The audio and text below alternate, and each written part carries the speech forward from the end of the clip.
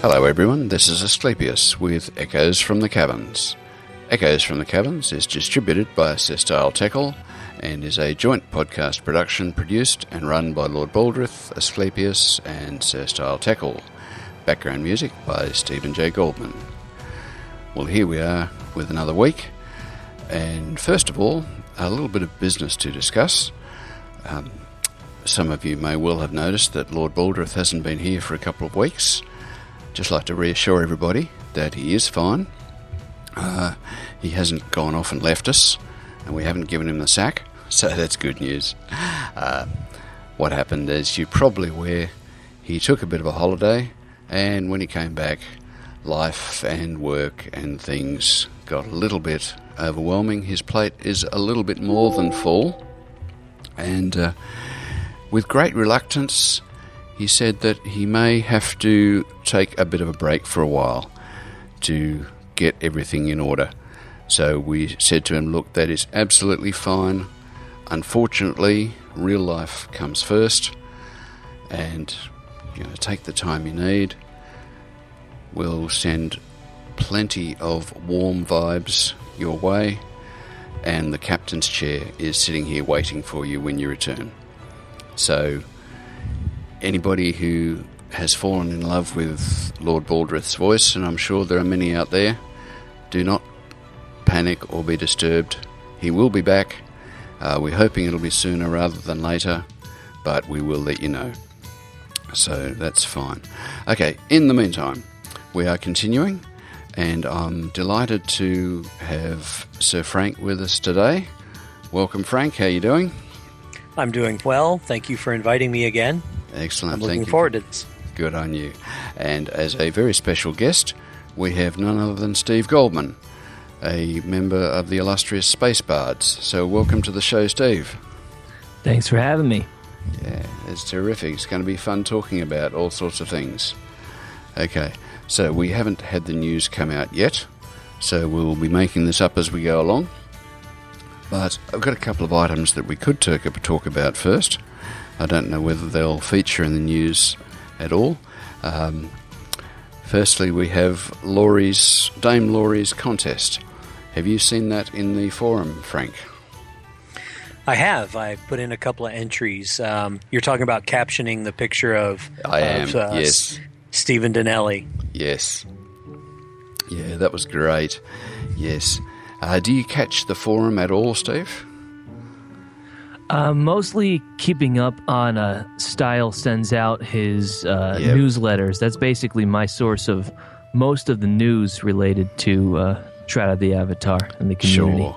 Sure. And Style keeps up with the news pretty well. That's awesome. Sometimes get almost bombarded by Sir Style with 4 or 5 emails a day. Yes. He keeps up. It's good. It's all in one place. He does. I don't know how he finds time for it sometimes. Okay. But yeah, Dame Laurie has established a new website, a bit of a fun carnival website, is running competitions. Her latest one.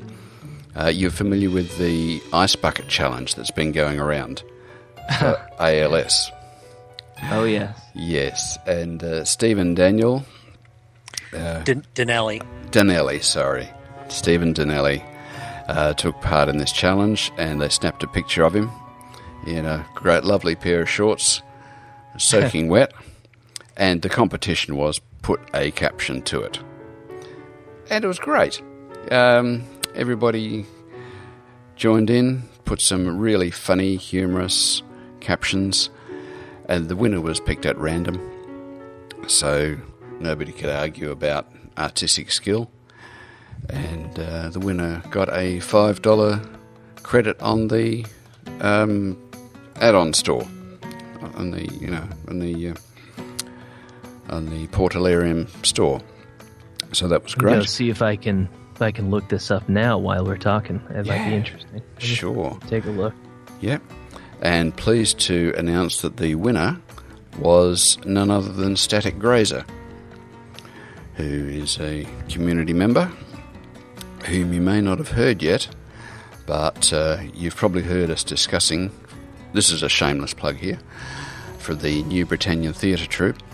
We've been putting together a huge production over the last few months with voices of 20 or 30 community members, and Static Grazer is one of our voices whom you're going to hear very shortly, and we've been referring to him as the voice.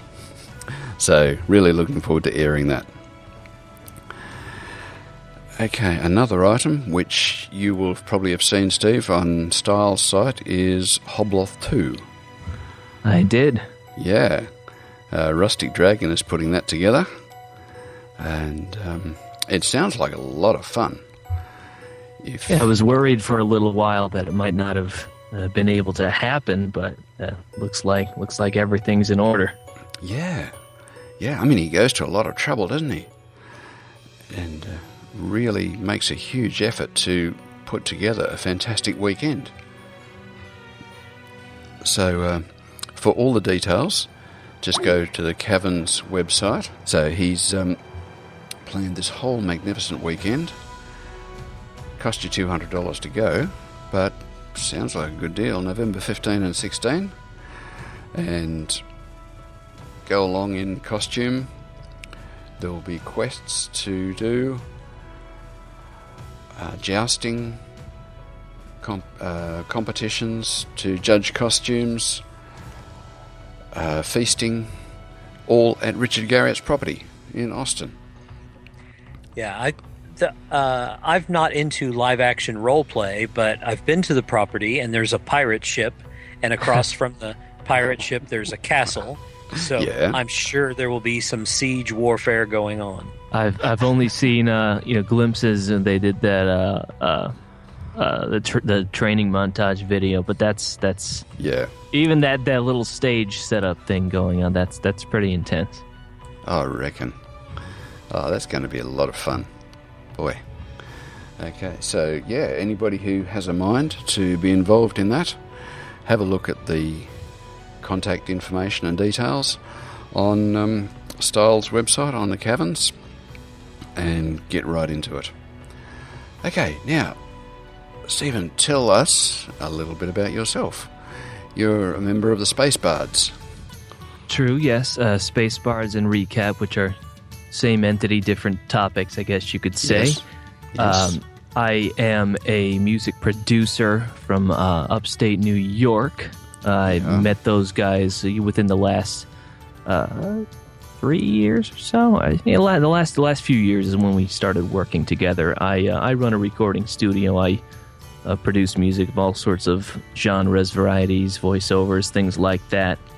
I'm also a sponsored bass player by MTD. It's called Michael Tobias Design Basses out of Kingston, New York. Guitarist, drummer, singer. Used to play piano, but now I'm about the level of a 5-year-old, so I shouldn't really brag about that right now. But most of my time and my current career is audio engineering, and I run this place up here by myself. Good on you. That's fantastic. Look, I'm in awe of anybody with musical talent. I think it's just wonderful. I have almost zero talent myself, so I just think it's amazing. Well, I think it's amazing how you can pull stuff out of your head and put it down. It is a skill. Yeah, I believe it. Anybody can work at it and get at least somewhat proficient. So yeah, it's not like a lost art to most. It can certainly be achieved. And have you always known that audio and music and stuff is what you wanted to do? Well, I was going to be a doctor. I went to Cornell University up here in New York. I have a degree in biological sciences. I was awesome. I had taken my MCATs. I was about a day away from signing up for the various med school review boards and things, and decided.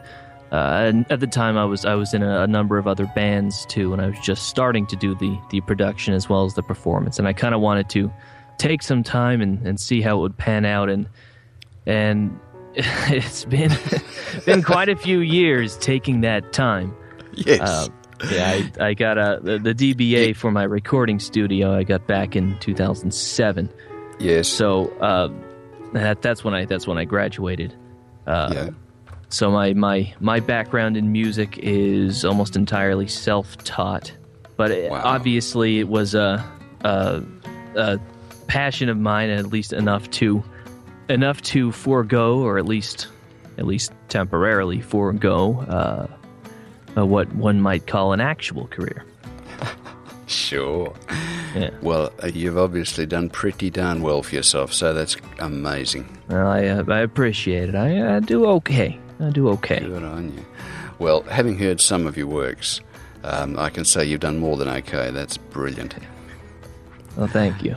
And Portalarium have come on board and taken some of your pieces? Yes, that's true. I'm not 100% sure. Some of the older pieces, back when the Space Bards / recap were doing the telethon back in the Kickstarter phase, I had put together, and Dom of the Space Bards had put together a few pieces to kind of submit as basic templates for what we could do as far as soundtrack for this game. Actually, we call it the Shroud of the Overture that you guys have been using there. It was the very first kind of almost a demo piece that we had submitted to Portalarium, to Richard Garriott, to see how they felt about it. Since then, Richard kind of wants a more stripped down sound for the game, not necessarily the movie soundtrack type stuff that originally was planned, but just recently had composed the piece and did the mixing and sound effects work on the intro cinematic, and Richard was happy enough with the piece that he wanted it for the game as well as in that intro, and I'm happy to say that as a title piece, I'm proud of it, and it makes them happy. I'm glad to be a part of it. Fantastic. That's excellent. And Dom of the Space Bards he worked with me on there was an E3 trailer a little while back. They asked us if we could do kind of a bombastic, straight up orchestral thing that you would see in a movie trailer. So you know what? Let's do something epic, and we did something a little bit epic. So cool. That was it's where we're at now, which is kind of it's not a super speedy process. You have to go through a lot of people who are very busy and trying to handle getting this game out, and obviously music and sound are probably the very last thing on their minds. Hence the delegation to the community to take a much bigger part in handling the sound of this game. Well, I've had little or no experience in the gaming industry. I'm only a player, but it really seems amazing to me that they're putting out a game with a team of about 30 people. They must be working like Trojans. I can only imagine the amount of people that work on these AAA titles that come out, and that's probably one of the reasons why they've reached out for some music from the community. Not even 100% that they wanted it to go that way, but that it seemed like at the time, well, we may be kind of understaffed to get this game out. Maybe you could help us out a bit. Looking for some competent help, and certainly there has been, and there it's while I wouldn't say it should become a standard in the industry, because you can always say hiring professionals to do work is never a bad thing. It's never bad to say, well, we got the guy that did the soundtrack to so and so. It's as long as you have some good ears in the community and some people that really care about the work that are gonna put in the time, then that should it'll certainly show a level of caring to the community that Richard Garriott and his team are putting out that you don't often see. Well, did that make any sense? Did I just ramble for about 5 minutes on nothing? I can't tell. I just had a taco dinner. No, it was great. Okay. All right. No, what you said was really good. And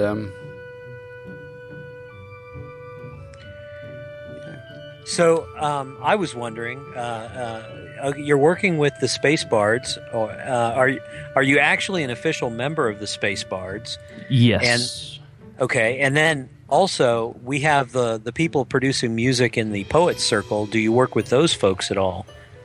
Well, okay, let me give you official answers to this stuff. I am an official member of both Space Bards and Recap. Space Bards is basically the blanket corporation, you might say. It's everything related to video games, composition, anything that's not necessarily mainstream music type stuff. That's Space Bards, while Recap is Neon Milk and the what you might call pop-friendly composition stuff. Like if you were to try and promote a band, it would be Recap. But for absolutely everything else, soundtracks, film, you name it, that's what Space Bards is. And I am a proud member of both. With the Poets Circle, we as the Bards are parts of the Poets Circle. Everybody kind of works. I don't know how familiar you might be with the process right now, but the Portalarium has put up kind of almost a spreadsheet of things that they need to go in this game.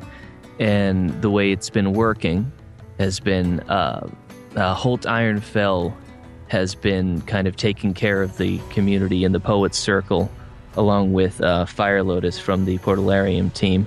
And people will submit ideas that they want developed into songs. If they can do it themselves, then more power to them. If they can't, then Holt or other community members are always there to offer help to them to develop them into ideas. So it's kind of a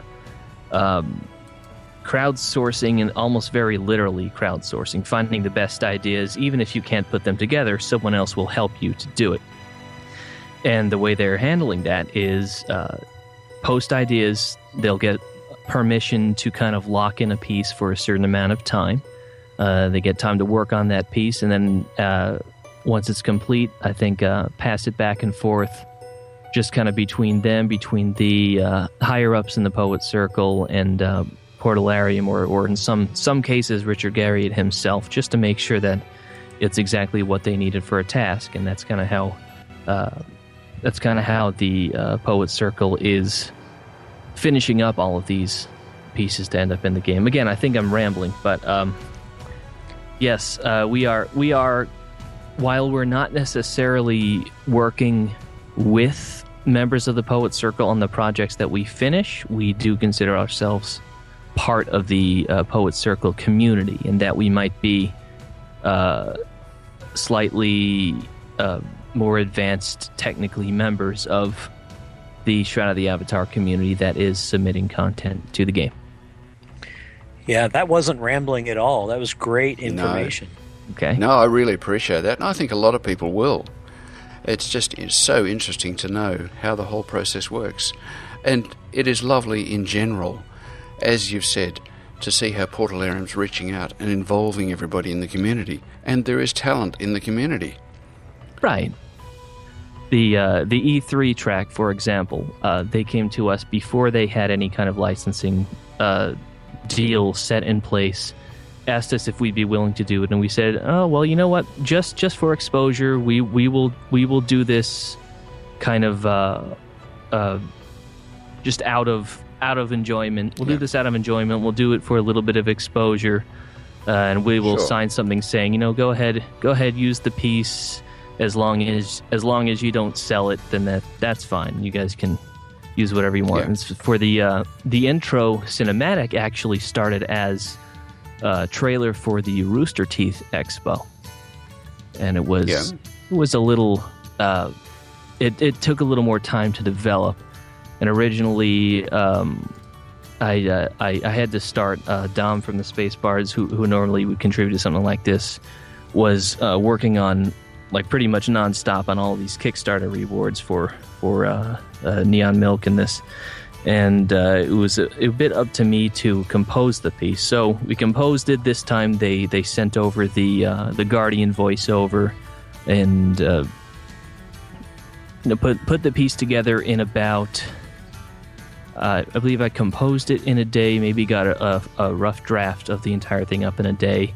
Passed it back and forth with their video editing, and that whole process takes maybe a handful of days to get something, at least to the point where maybe it's 99% there. But there was a period of time where this was about ready to go, but not completely done. And then maybe after about a month of additional time, they came back and said, well, we would like to get a chance to use this again. Could you do a little more sound effect work? We did a little trimming to the video. So we did that, did a little bit of editing on the music, added a whole lot of sound effects, edited the voiceover just a little more, and came out with a slightly different but much more polished piece that ended up going right into the game. And it was actually at that point that Richard Garriott had contacted us about using this as a title piece, and Starlong, who is also taking care of some of the things we were doing here, had told us, you know what, we're loving the work you guys are doing. We would like to compensate you for something like that. So it was not necessarily that for this intro piece I had gone the way of the Poets Circle, but it ended up being put in place, almost in place of that process. It was a bit more drawn out and not necessarily the standard process that we're all going through with the Poets Circle now, but it ended up getting to the same place. And right. and again, it's not that necessarily there is a difference or should be a difference between the way we're submitting and the way anybody else is submitting. It just so happened that this was kind of an odd circumstance, and it's good to have a relationship with the members of Portalarium who are putting all this together, because they do manage to get in touch with us directly sometimes on these things, including like that training montage was actually did the song a few months earlier. But again, they came directly to us, and we were glad to help out. And I think I'm rambling again. No, I enjoy hearing it. It's fantastic. And the training montage, that was terrific. that was fun. That was fun. I know. Rustic Dragon, I think, was that he ended up going back and shooting some of the footage quite a bit later than the actual duel. Yeah. So not necessarily chronological order. You can do that with video, can't you? And with audio too, I suppose. Oh yes. Yes. What you see is nothing like what happened. Oh yeah. What you hear? Yeah. Well, what you hear is close to what happened. Sometimes. Yes. We like to leave little bits in sometimes if someone says something and we all start cracking up. Yeah. At the end in the video, you can hear Dom saying they ain't have been. Damn it! Oh, we'll just paste it later. I just left it in because he did it at the wrong time. We were all taking our turns in the vocal booth. Yeah. Oh, that's great. Yeah, but little bloopers and things like that, they're really funny.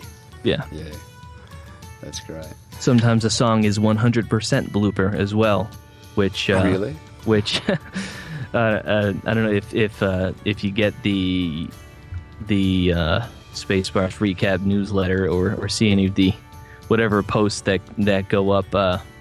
They're not completely related, since it's balls and things like that, and I'm not quite sure what the verdict is on that, but he said that actually that could be implemented. He was going to talk to Chris Spears about what to do about that. Say if someone, if you bang two swords together in a cave, it's going to sound very different than if you bang two swords together in a tavern that's made of soft woods and like a stone floor or something. Right. So I know a lot of games have it, and I'm not quite sure where it's landed in Shroud of the Avatar, but it's certainly adds to realism to have different sounds in different environments. And I was curious how that worked in games, because I noticed the better games that came out that paid a little more attention to audio detail did have that system, where some of the less realistic games, for example, all of the voices sound like I sound right now, right up close to a microphone, completely dry. It's always nice to have audio realism in environment, almost just as much as video realism in the environment. It's certainly an important part to the game, and it's probably something that will have to be taken care of closer to the end of finishing up the game, because it's again there's a smaller staff working on it, and they've got to concentrate on all these important things that people are going to be calling them out on. Well, this doesn't work or this doesn't work, so they have to cover all those bases. But it's certainly something to take a look at. Great. Oh, I dropped out again, by the way. Yes. Sorry. So you were talking about audio realism. I just disproved the theory of relativity while you were. Yeah. It's a shame you missed that. Oh, I hope Steve can remember how to do it again. We sort of. Yes. Yeah. What was the theory of relativity, Steve? Well. No, we were talking about how a lot of AAA titles, like really big titles, do have a system in place where the same sounds in different environments actually sound different. For me, I'd call that a convolution reverb, which is you basically mathematically apply, absorptiveness and reflectiveness and decay times at different frequencies just to your normal whatever signal happens to be there, to just give you, you take your footsteps in a house, you take your footsteps in the middle of a courtyard, it'll sound different. It adds a bit to realism. And yes, it's one question I had asked Richard Garriott. He said it wasn't in place yet, but it was a good question to ask, and he was going to talk to Chris Spears about putting that into action. I'm not quite sure where it's fallen on that. I'd like to certainly investigate. We need to get Chris Spears in the next show and beat him over the head. Yeah, I'm sure one of the. That's a good idea. I'm sure one of the more in-game active members of the Poet Circle might be able to tell me that. Okay. All right. And your other members of the Space Bards, Dom and John? Well, actually, one is Dom John. And one is Dan Span. Yeah. Dan, Dom John, and Dan Span. Those are, of course, their full official legal names. I tried to see if I could get them a little earlier tonight, but it looks like they're both working. Okay. Brilliant. And how long have you been together? How long have they been together? Yeah. Well, they're long time, like childhood friends. They think basically two people with the same brain. Sometimes it's kind of scary. In the same way, they can easily get the point across. I've seen sometimes we actually did a song somewhat recently that's a pirate shanty. It wasn't requested to be a pirate shanty, but that's how it turned out, because that's how I was feeling at the time. And we just set up a microphone for one of the takes of this song and just had Dan and Dom do one take all the way through of pirate banter. And it was almost as if it was pre-scripted, but I know there was no way that was possible because we had just sat down to give that a try. They think on very much the same wavelength, and they've known each other for a very long time. They actually live out in the same house. They're about a half an hour away from me, actually. I joined up with them officially after Neon Milk was done. I was the official recap member guy, but unofficially I've been working with them. I would say on and off about 2 years now, maybe it's hard to tell now because time goes by pretty fast. It might be 3, but I think Dom actually had a solo project back in 2012. I think 2012 was when it came out. Just a 6-track EP, and you can actually find it if you have Spotify or any of the streaming services. The EP is under Dominic John, and I know he might object to me saying it, but I think it's some good stuff. And Dan actually had some music as well. I only did 1 track separately with Dan actually before Dom, but he has a lot of music of his own. They came together to put together the Neon Milk album, and they brought it to me. And as a producer and engineer, they had, I would say, about 3/4 of the songs just about ready to go and at least laid out in the way they wanted to hear them. So when it came to me, I just added my touch to it, changed up the arrangements here and there, left most of it as close as possible to the original, but just gave it the kind of professional sound and presentation. So that's kind of my role with these guys. At least in recap, my role is that of a producer, engineer, multi-instrumentalist kind of guy. With Space Bards, I'm more of an equal member at this point, kind of doing a lot of writing and performing. Again, off topic, I believe. I think I ended slightly, maybe about 90 degrees away from where I had started. I think it's the coffee. I think I need some coffee. That's what it is. Of course. It's how creative minds work. Well, if it didn't work that way, you couldn't be creative. Yeah. You thought in a straight line all the time, that's all you'd get out. Yeah. That's for sure. Okay. And I imagine that you're really heavily involved in the music industry, and you're peripherally involved in gaming and stuff. Are you involved in gaming at all yourself? Well, I can tell you that the last few years I've had a subscription to the Korean Global StarCraft League to watch the Korean best of the best tournament playing StarCraft, which is a real-time strategy game. I don't have that subscription this year. Things have gotten a bit busy, but I still sometimes I like to sit back and watch these young kids with incredibly fast reflexes make these real-time strategy decisions. It's kind of like a physically lazy man's football. It's a game of chess with explosions. Yeah. Yes. I used to be big into baseball. Actually, before I went to college, one of my goals was to try and make the Cornell baseball team and try and be a at least semi-professional baseball player as a pitcher. I used to follow the New York Mets, which if you know anything about the Mets, it's a very disappointing thing to be as a Mets fan.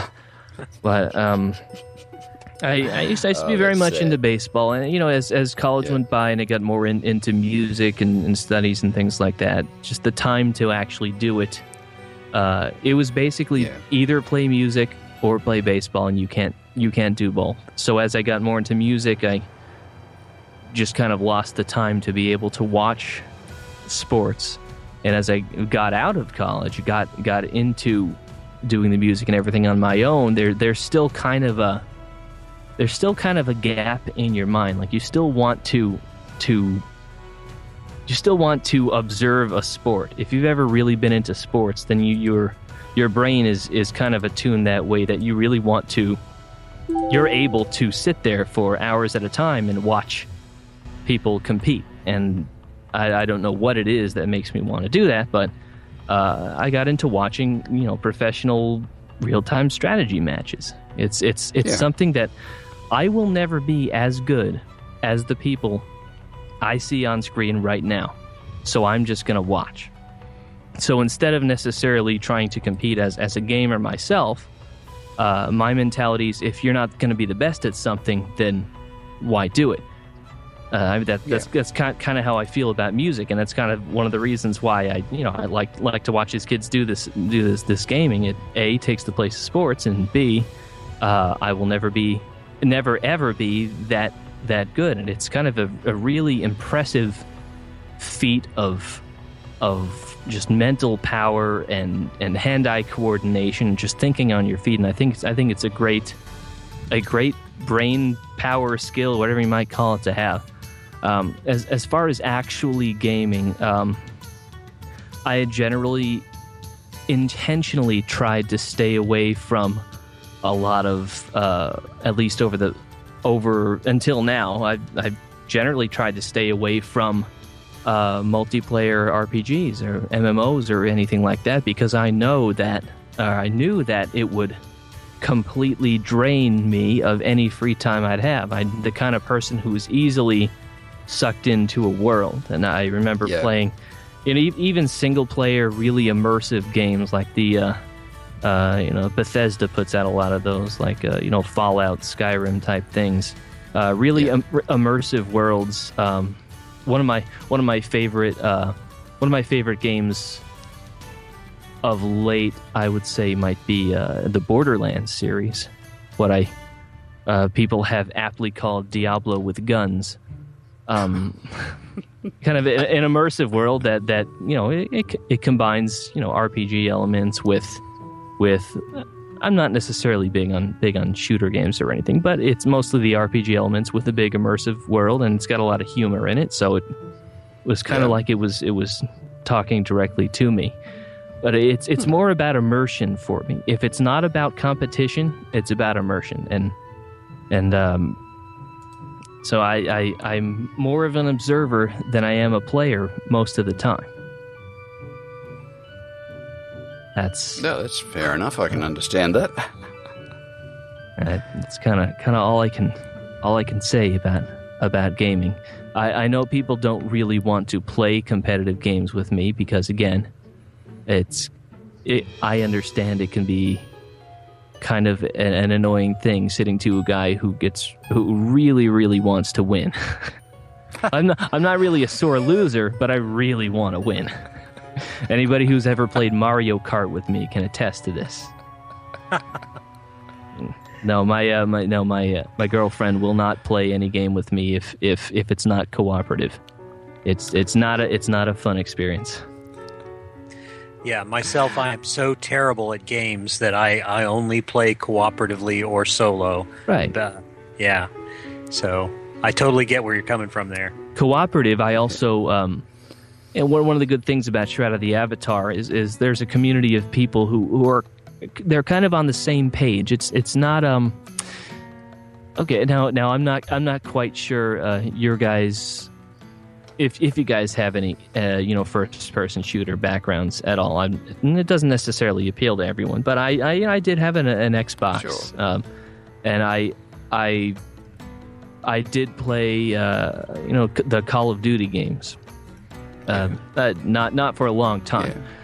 Yeah, I've played one of those, and I've played Fallout. But if you're a full-grown adult person, an enlightening experience is putting on a headset to try to communicate with the people playing different kinds of games. And there's a very clear age difference and maturity difference between the kinds of people who play different kinds of games. And first-person shooters, right, especially arcade-type shooters, are mostly younger teenage kids.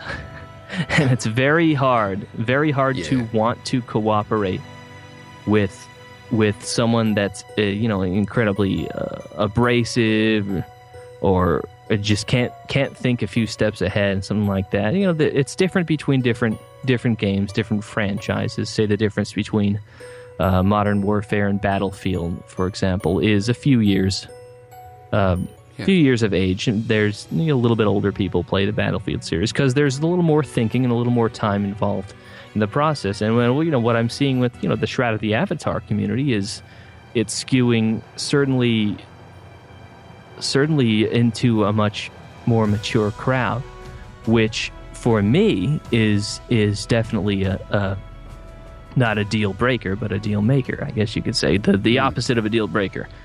It's a lot more comfortable playing with people who can, even age-wise, not under the age of, say, 15, that can communicate with you what they want to do, or can make kind of, maybe I shouldn't say long-term plans, because it is a video game, but plans in a game. I want to go do this, or who can actually not only play a game with you, but have a real human conversation with you while doing it. And I think that's important in a cooperative game. If you have to have people you want to cooperate with, and I think this community is an excellent community for that. And I cannot say the same for a lot of the games I've played before. I even played a little bit of the Diablo 3 the other day. I had hopped on a server with people with their headsets, and they're talking about all these things. And of course, there's a lot of talk about stats in any kind of RPG type game, but also a lot of just really uncomfortable moments where people say just for lack of a better word, just awful things that make you want to put down the headset and just jump to something else, or maybe put down the mouse and keyboard and go build something out of wood or something. It's it can be frustrating if a game doesn't have a mature, thoughtful community, and I don't think that this game is going to have that problem. Yeah, I agree with you. I think the community here is wonderful, and at least 90-95%, or probably more, are really thoughtful, helpful people. I think something. I'm having a great time in the community. Right. I think a lot of that has to. Part of it has to do with the game's not officially out yet, so the people in the community are the devoted people, and to get into a game like this, that's not your standard AAA title, big sponsored title. You have to do a little bit of research. You have to understand what makes this game special.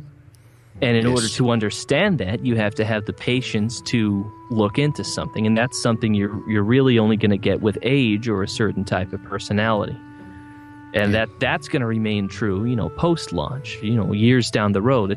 You're still going to have probably a level of maturity in the community that you're not going to get from even a similar type of game that is, widely, or we might say, commercially funded. Or have you ever played an online game?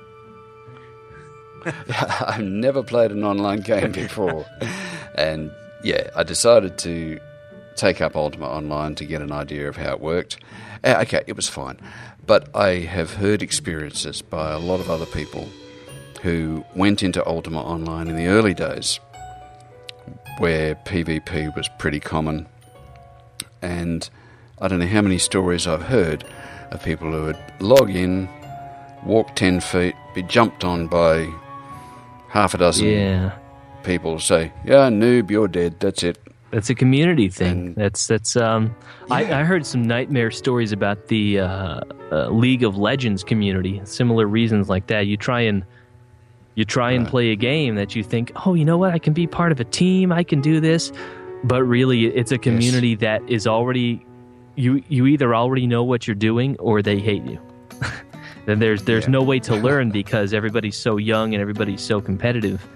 It's not a game that if you really want to just kind of have fun playing, you can't do that. It's kind of a do or die thing. So sometimes the people like us are sometimes forced into single player RPG adventure type games, and it's nice to be able to think, well, I can actually play with some friends, or maybe not even friends, online friends, people that I've actually met in game, and not feel ostracized, or not feel like if I do something wrong then they're gonna mock me and then I'm gonna want to leave. It's like being bullied back in school or something.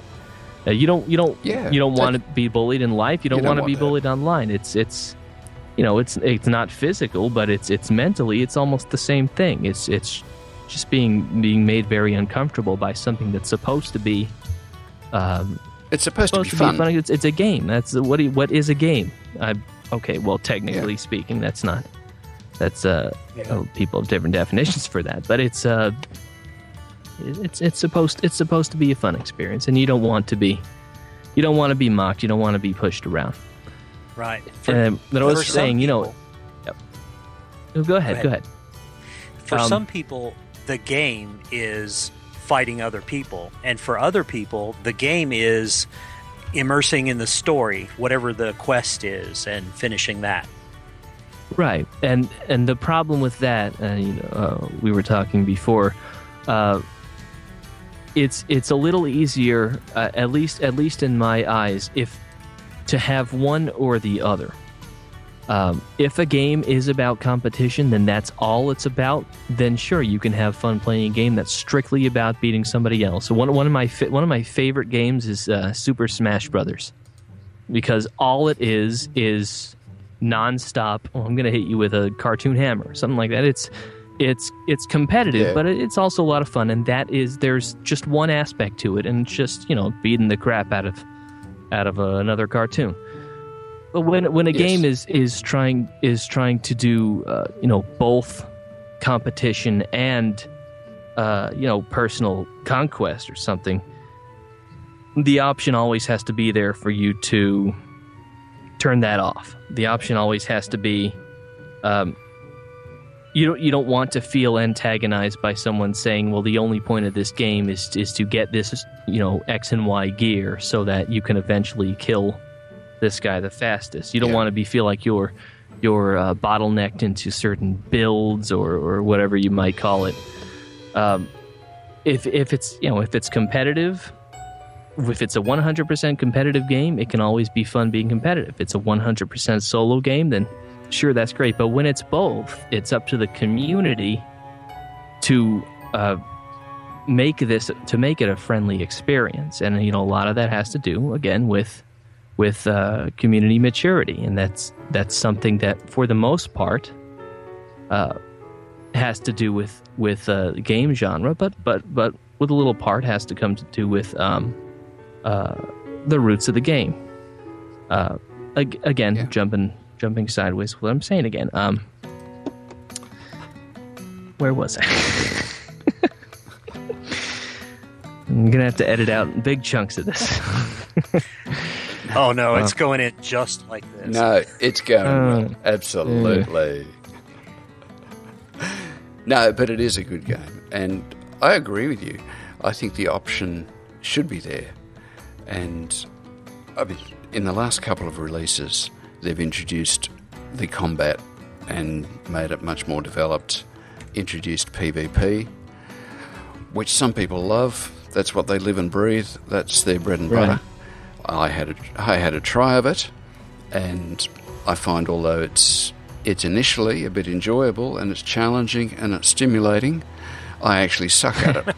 It's also nice to feel like you're good at something, or if you're not good at something, it's nice to feel like you can eventually become good at it by working at it. And one of the problems with PvP is there's no guarantee of that. But when you're playing cooperatively, when you're playing with any kind of team, that's going to make sure that if you make a mistake, you're not immediately, booed out of existence or something. You feel like there's a way to progress, and there's a way to kind of carve yourself a place in the world. I think that's it's important that one is not more important than the other. It's important that you have an option, but it's not the only thing that you have to do, and that you can kind of make your place in a world doing either or. It takes a certain kind of person to want to play PvP in a game that's not solely PvP, and that's certainly not me. I like the way Shroud has done it. If you want to play PvP, there are certain areas and parts on the map and places you can go to. If you don't, you don't have to, and you can complete the quests quite successfully. Yeah, right. Just give you the option to choose whether or not to fight people, whether or not you even want to talk to anybody else. make it completely up to you. But if you talk to people, you're likely to find that in a game like this, it might be actually worth the experience to do it, and that's a promising thing with this game. Yes. And they've hinted that for some particular quests or to get some particular supplies, reagents, whatever, you might have to go into a PvP area.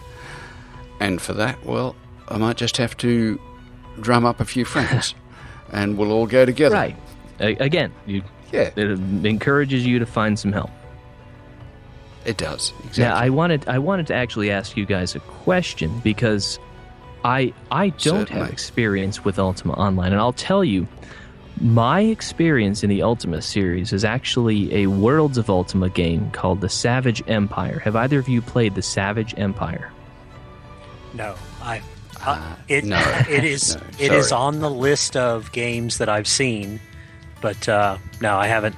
And I find it odd. It seems to be kind of like one of the lost ones. One of the games that people kind of know about, but nobody I've talked to has any experience playing this.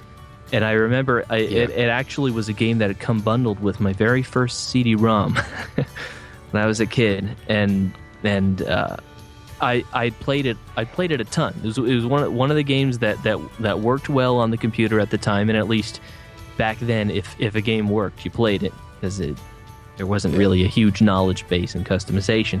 But yeah, I played Worlds of Ultima, The Savage Empire, and I had a lot of fun playing it. And then, just recently, I remembered, I feel like I had played one of these games a long time ago, but I don't remember what it was about and what it was called. All I remember I felt like it was in a jungle and there was a T-Rex or something. I kept looking it up, and it turns out, well, it's Worlds of Ultima, The Savage Empire. And I think you might even be able to play it for free now. I'm not completely sure. I wanted to see it.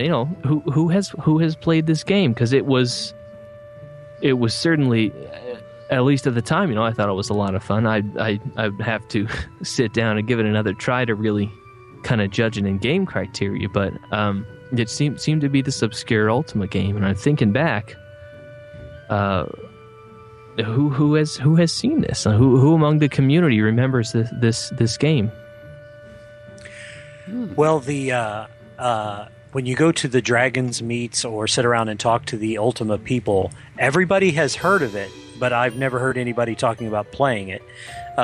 Good Old Games offers packages, and Savage Empire is in the packages that they, for like $15, you can download every Ultima game, Martian Dreams, The Savage Empire, and there's probably a couple more. And I have never played any Ultima games, and just completely new to Lord British and Richard Garriott altogether. Mm-hmm. So I'm and the his wrong game person is to ask. actually his name is on. It's Lord British's The Savage Empire. It's actually right there, even on the title, and it's something I wouldn't have known as a kid. I didn't really pick up on it, but it's one of those interesting games. I remember.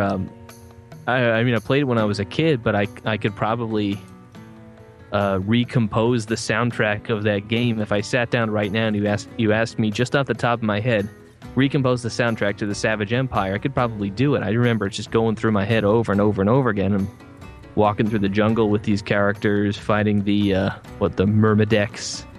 It was kind of like a time travel. I think there might have been a Mayan king or something, like God King or something, too. Wow. It was almost kind of a trippy game. At least as a kid, I didn't even know what I was playing. I was just playing this game, and I was really into it. And it turns out it's an Ultima, or a Worlds of Ultima, so somewhat related to. It was your first big immersive game, and so it imprinted on you. Maybe that's it. Maybe it was the first big immersive game. I think honestly, before that point, what were the games I used to play as a kid? I used to play these learning games. They were like I don't know, Math Mountain or something crazy like that, where you walk up a mountain solving math problems, and then one called like Midnight Rescue, where you have to go to a film dispenser and take pictures of these robots that are chasing you in an old haunted school. Or I don't even know what these things were about. But eventually came to the point where you actually played some non-educational games, and I think that might have been the first adventure RPG type thing I played. Now that I really think about it. Right. Okay. Well, we have some news. The news release has just arrived. Has it? It has. Update of the Avatar number 91. So, Steve, do you have time to stay with us while we go through this? Sure. I'd say maybe about 15 minutes. I should go. Okay. All right. Well, we should be able. We'll try and cover it in that, if that's okay. Yeah, go ahead. Don't Look, don't stop because of me. Okay. All right. Well, update of the Avatar number 91. And first item, help us greenlight Shroud of the Avatar on Steam. Shroud of the Avatar is wanting to join up with Steam. So Steam's all right. Great way. Steam's good. Yeah. Yeah, as long as it's not. Yeah, I've played a few games out of Steam. As long as it's not Origin. Yeah. Okay. Yes. Origin is the just god awful Steam. Yeah. Okay, so it won't be a replacement for direct download, but it's an option. And they haven't worked out the details yet, but there you go. If it passes the green light process, whatever that is, and becomes available, the current thinking is to offer a version priced at the low end of the current pledges, which will include digital download and alpha and beta access. So you don't get all the cool rewards that you do if you're a pledger, but at least you get access to the game and it's a wider audience. So that's good. And we have a video of Lord British and Darkstar fencing in puffy shirts. Oh, I gotta see that. I wonder if this is a re-release of the previous video, or if they've done it again. Probably. It probably is. Yes, it looks as if it's a re-release. I doubt they got together and did it again. Yes. I can see Darkstar down on one knee. So that's having one leg cut off. Was it that bad? It was a lot of fun. Were you familiar with the whole process, Steve? I wasn't. We had talked about this. I think we on that song. I think it was before the match, but nothing was put together until way after. So I was kind of in the dark, except I knew what we were doing that Bane and Britannia song for, and a vague idea of how things went. Yes. Now, what was it, Frank? If they reached a stretch goal? Right. I think it was $3.25 million they were going to duel, and they reached it, so they dueled. Yes. So they dueled. So they went to Lord British's property and out by the lake, and they each had a wooden sword, I think. Yeah. Or rubber sword. I think it's rubber. And I believe Richard is not left-handed, but he fought left-handed to give Star a chance. That's awesome. And the rules were best of 3, and if you were hit by the sword, you lose that limb. So if you hit in the leg, well, you have to get down on one knee. And Star lost the first 2 rounds. So was he on 2 knees? He was down. He was on 2 knees at one stage, yes. And at a hit to the chest or the head, I think, is a mortal wound. So, yeah, he was killed twice. And he was going down in the 3rd round. So then he rushed up to Lord British, grabbed hold of him, and propelled both of them into the lake.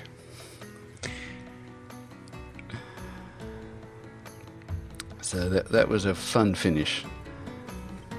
Okay, the weekly schedule status, that tells us what they're doing. Ardoris castles are built out. The overworld is now a real scene. So when we look at the 3D map, we'll see our characters instead of the little flag. We'll see our character and navigate with the navigation keys. Oh, a death screen effect. When you die, the screen changes to black and white. Okay. Oh, and if you want to have a duel with another player, you can do that anywhere in the game. Okay. Context-sensitive cursor. Your mouse cursor shape and colour now changes based on the context. For instance, when you're in combat, the cursor becomes a sword.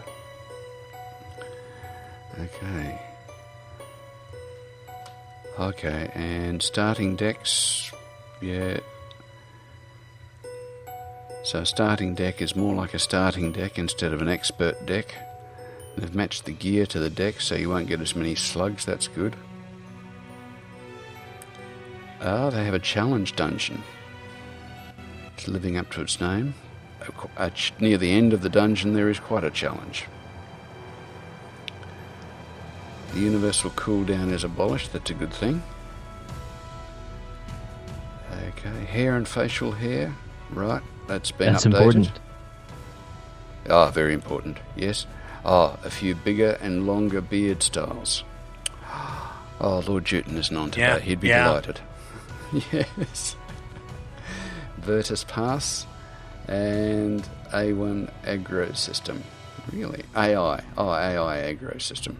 Nice. And a few nice pictures there.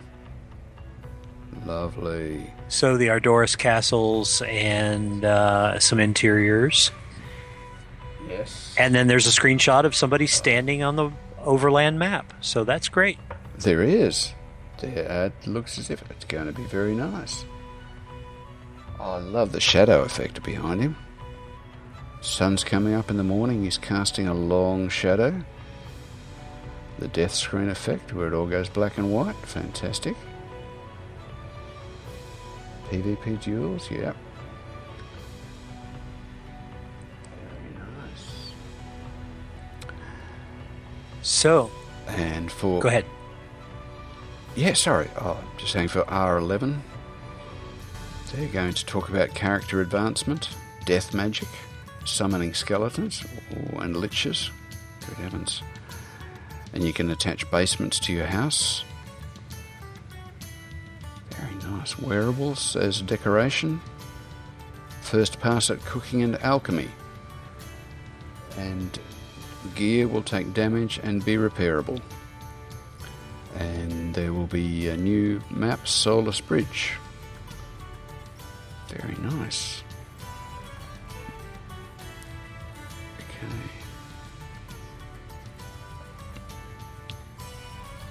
And in celebration of Ultima Online 17th anniversary, join Richard Garrett and Starlong at Castle Blackthorn for a live in-game event on September 25, 2014. That's from an Ultima Online article. Wow. And then the Baron has a talking mirror. I don't know what that's going to say, but there you go. And a clockwork raven. And yes, that looks pretty cool. And there's a video with Lord British being interviewed by Galactic Inquiry. Okay. I believe that happened today, right? So I'll have to look that up and see what it's like. Absolutely, that's for sure. Okay. All right, well, that is the news. Fantastic. So it looks like a good news week, and it's only another week until release 10. Right. Excellent. So, any more thoughts or comments? Anybody? I'm good. I think we've done well. I think sand at beaches can sometimes be too hot, but sometimes yes. sometimes just right. I think sand beaches are definitely better than rock beaches. So, in my opinion, yeah. Yes. Unless you're taking photographs, in which case rock beaches are just as viable as sand beaches. Well, they are very artistic. That is true. I'm trying to say the dullest thing I can think of. I see. On that note, I think we should wind it up. So, look, I'd like to say thank you both so much for coming in and putting up with all my dropouts. I'm going to have to do a major editing job on this, but I'll get it to some sort of order. So thank you, Frank, and thank you very, very much, Steve. It's been a pleasure and a privilege to talk to you thanks today. Thanks for having me on. That's great. And finally, as a word to the community, you can help us to make this a great newscast. If you see or hear of something newsworthy or something the community should know about, just let us know. We'd love to spread the word. So drop us a line at lordbaldrith@thecaverns.net, asclepius@thecaverns.net, or style@thecaverns.net. Thanks to Sir Style Teckle for the technical and website work in the newscast, and also to Amber Rain for airing the program on avatarsradio.com. The background music, Shroud of the Aperture Part 1 by Steven J Goldman. So until next week, when we hope to catch you again, this is Asclepius with Echoes from the Caverns.